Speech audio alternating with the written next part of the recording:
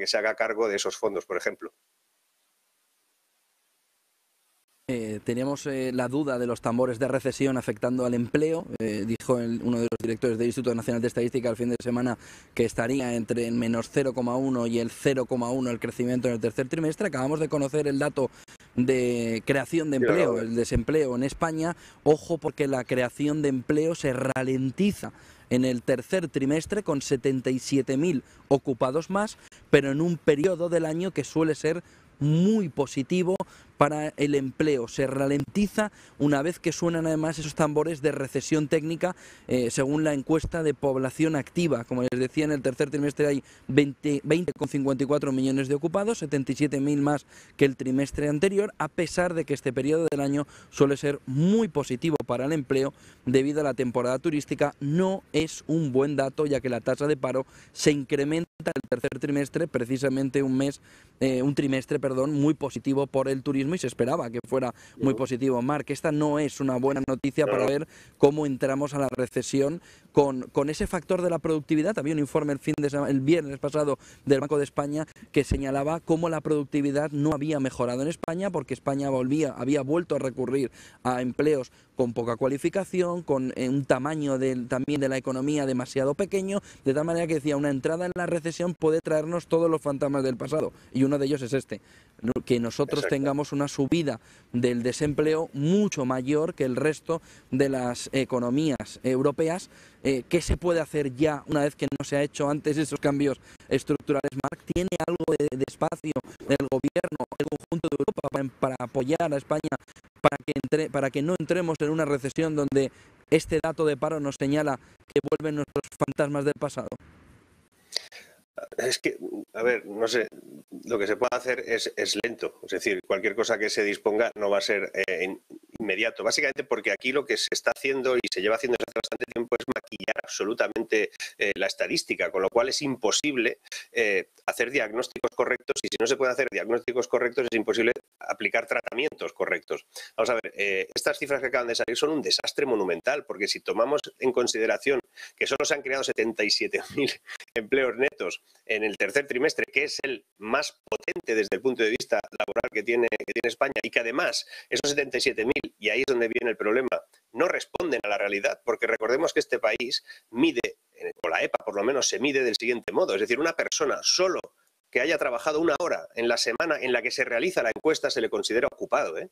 O sea, con que haya trabajado una hora se le considera ocupado. Aquí no hay 20 millones y largo de personas trabajando, para nada. Para nada. Además, un porcentaje importante de esos 20 millones son personas que ahora mismo están en el sofá de su casa, levantándose, tomándose un café, pendientes de ir a cobrar el paro, y que, como todavía no pueden trabajar en la empresa que les va a llamar dentro de unos meses, al parecer, porque son fijos discontinuos, son personas cobrando el paro que se consideran ocupados. Es decir, esto es un absoluto desajuste de la estadística, y ese problema lo vamos a pagar.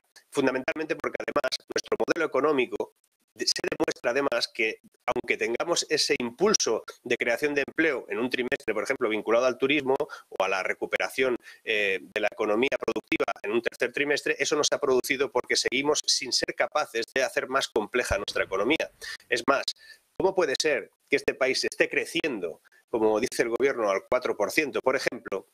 Cosa que vamos a poder ya poner en duda dentro de nada, pero en todo caso que esté creciendo al 4%, y que a la vez, o sea, ese crecimiento sea menor que las horas productivas, las horas que se utilizan para laborar, o sea, las horas trabajadas, ¿no? Es decir, se trabaja mucho más que antes, pero sin embargo se crece menos que antes. ¿Qué quiere decir? Que hay gente que trabaja o muy poco o muy mal, y que además son muy poco productivos, y que además trabajan en sectores o en cosas que realmente aportan muy poco valor añadido desde el punto de vista industrial.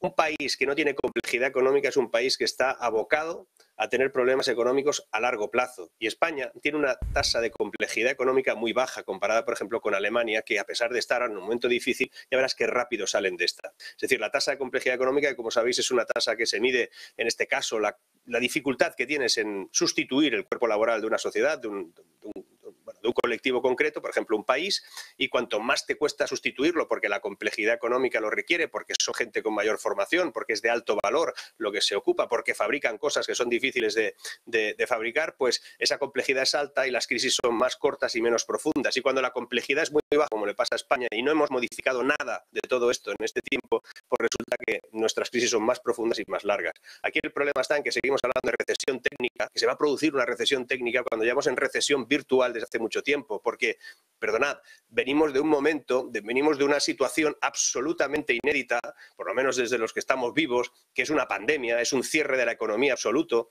Venimos de una caída de PIB similar a cuando hubo una guerra en este país o una guerra mundial en el resto del planeta, y saliendo de ahí hemos tenido un rebote puramente porque arrancamos la cisterna del mundo, y al arrancarla pues se pone la economía en marcha, y eso generó un rebote. Y estamos rebotando todavía, somos además los que menos hemos rebotado, y decir que estamos creciendo a la vez que en este caso subían los precios y no le dábamos importancia al hecho de que el crecimiento no era suficiente para por lo menos compensar la caída anterior, pues si nuestro efecto base, es decir, si nuestro modo de medición sigue siendo una falsedad aritmética, que es que venimos de un rebote brutal, pues entonces no nos hemos dado cuenta que en realidad estábamos en recesión virtual. Por eso no generamos ya empleo, por eso somos incapaces de generar empleo, y por eso a la vez que no generamos empleo nos siguen subiendo los precios. Y esto en el mundo de la economía se le ha llamado esta inflación siempre, pero nadie se atreve a llamarla porque técnicamente, gracias a la matemática comparativa, todavía no podemos decir que crecemos en negativo, pero estamos en recesión técnica,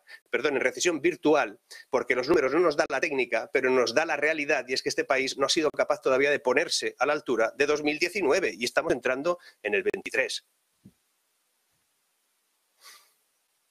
Muchísimas gracias, Marc Vidal, CEO de allreward.com. Es un lujo siempre poder escucharte y poder compartir esas visiones de una economía que en España ahora mismo entramos en un camino de preocupación. Buen día y buen negocio, Marc. Muy buen día a todos, y ten mucho cuidado por ahí, mucho cuidado. Abrazo. Bueno.